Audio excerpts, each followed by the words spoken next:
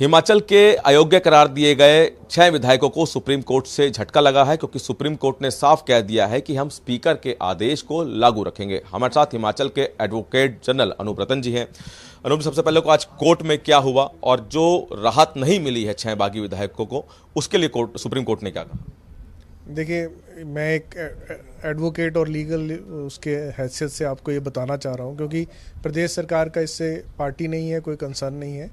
तो इसमें आज सुप्रीम कोर्ट ने बहुत स्पष्ट किया।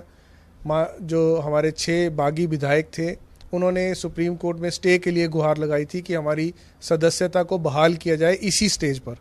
न्यायालय ने बिल्कुल स्पष्ट कर दिया कि आपकी ना तो सदस्यता बहाल होगी, ना ही आपको किसी प्रकार का वोटिंग राइट होगा। इस पे तो आप बात करना ही छोड़ दीजिए। आगे की जो बात है कि क्या चुनाव होने चाहिए या नहीं होने चाहिए, क्या चुनाव जो 1 जून के लिए इलेक्शन कमीशन ऑफ इंडिया ने डिक्लेयर कर दिए, क्या वो चुनाव होना चाहिए या नहीं होना चाहिए, फिर उस पर चर्चा आज न्यायालय में हुई। तो न्यायालय ने कहा कि ठीक है, इस बात पर हम सुन लेते हैं कि क्या ये चुनाव होना है 1 जून को। तो 7 मई को हिमाचल प्रदेश में नॉमिनेशंस की डेट्स डिक्लेयर होंगी। उस नोटिफिकेशन से पहले 1 दिन पहले इस पर्पस के लिए रखा गया है कि इलेक्शन कमीशन ऑफ इंडिया ये बताए कि क्या वो चुनाव डेफर कर सकते हैं या इस चुनाव को 7 में ही कराया जा सकता है। परंतु आज मेरिट पर, उस मामले के मेरिट पे किसी प्रकार से कोई चर्चा नहीं हुई और जो भी हमारे बागी विधायकों के माननीय अधिवक्ता महोदय ने दलीलें दी, उनको पूर्ण रूप से खारिज किया गया। क्या चुनाव आयोग को ये बताना है, कोई तारीख दी है कि कब तक ये बताए सुप्रीम कोर्ट को कि क्या चुनावों को टाला जा सकता है या नहीं? वो 6 मई के लिए तारीख रखी है। वो 6 मई को ही चुनाव आयोग इसमें अपना स्पष्टीकरण, इसमें न्यायालय में अपना जवाब दाखिल करेंगे, रिटर्न या जो भी सबमिशन। जिसमें एक सवाल लगातार, ये जो अयोग्य करार दिए विधायक, इनका कहना है कि हमें अपनी बात रखने का मौका नहीं दिया गया और यही याचिका ये सुप्रीम कोर्ट लेकर आए और उन्होंने कहा है कि हमें बहाल किया जाए। क्या ऐसा ही है कि जो इनकी दलील दी जा रही है, क्या वो आपको लगता है कोर्ट में मान्य होगी या टिकेगी? देखिए, मौका देने का बड़ा स्पष्ट है। ये जिस दिन माननीय स्पीकर साहब ने इनको बुलाया था, जो रिकॉर्ड पर मुझे पता चला है, जो रिकॉर्ड के ऑर्डर पढ़कर मैंने पाया है कि इनको बुलाया गया 1:30 बजे और ये विधानसभा में आए। और ये सिर्फ अपने आप नहीं, अपने अधिवक्ता के सीनियर एडवोकेट और भी एडवोकेट्स की एक बैटरी ऑफ लॉयर्स के साथ इन्होंने विधानसभा अध्यक्ष के सामने अपनी बात रखी। उन्होंने उनसे समय मांगा तो उन्होंने कहा गया कि 2 ही मुद्दे हैं।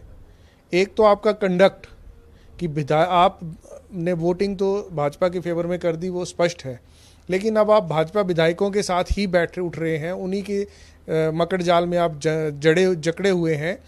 और उसके साथ साथ आप विधानसभा में भी नहीं आ रहे हैं, कट मोशन लगे हैं, कट मोशन पे आप वोट नहीं दे रहे हैं। तो इन सब बातों से जो विधायकों का कंडक्ट था, माननीय स्पीकर साहब ने कहा कि आप, ये तो मेरे सामने की घटनाएं, ये रिकॉर्ड की घटनाएं हैं, तो आप बताएं कि झूठ क्या है इसमें। तो उतना सा स्पष्टीकरण देने के लिए उनको शाम को 4 बजे बुलाया गया। 1 बजे के बाद उनको शाम को 1:30 बजे के बाद 4 बजे बुलाया गया। वो 4 बजे फिर आए और 4 बजे से लेकर 8 बजे तक, जो मुझे बताया गया, स्पीकर महोदय के चैम्बर में कार्रवाई चली और वकीलों द्वारा वहाँ पर आर्ग्यूमेंट्स किए गए और जो भी दलीलें दी गई, उसके पश्चात स्पीकर साहब ने दोनों दलीलों पर और अधिक समय मांग रहे थे, क्योंकि उनका मकसद था हमें और समय दिया जाए ताकि हम कुछ और अपने साथ जोड़ लें और चुनी हुई सरकार को, जो हिमाचल की जनता की आवाज़ है, उसको दबा दिया जाए और चुनी हुई सरकार को किसी तरह गिरा दिया जाए। तो वो जो मंशा थी, उस मंशा को रोकने के लिए माननीय स्पीकर साहब ने उनसे 2-3 बातें पूछी। 4-6 घंटे तक आर्ग्यूमेंट्स चले।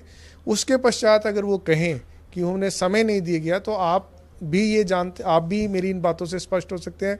उस ऑर्डर से भी ये स्पष्ट हो रहा है कि उनको पूरा समय दिया गया और उसके पश्चात हिमाचल की जनता को भी पता है कि उन लोगों ने क्या किया है। सर, एक आखिरी सवाल कि चूंकि आज नोटिस जारी किया गया, ये नोटिस किसको जारी किया गया है सुप्रीम कोर्ट ने और कब तक जवाब दाखिल करना और अगली सुनवाई कब है? देखिए, अगली सुनवाई जैसे मैंने पहले कहा 6 मई को रखी गई है सुप्रीम कोर्ट द्वारा। विधानसभा सचिवालय, क्योंकि विधानसभा स्पीकर ने ऑर्डर पास किए, तो विधानसभा सचिवालय को ये आदेश जारी किए गए हैं। साथ साथ जो महत्वपूर्ण है, वो आज की डेट में जो आदेश करने का मुख्य मकसद माननीय उच्चतम न्यायालय का था, वो ये था कि वो इलेक्शन कमीशन ऑफ इंडिया से ये जानना चाह रहे हैं कि अगर ये कार्रवाई चलती है तो क्या जो 1 जून को चुनाव निर्धारित किए गए हैं उनको पोस्टपोन किया जा सकता है या नहीं किया जा सकता है। करना चाहिए या नहीं करना चाहिए। ये दो मुख्य मुद्दों पर 6 मई को मेरे अनुसार आगे की बातचीत होगी।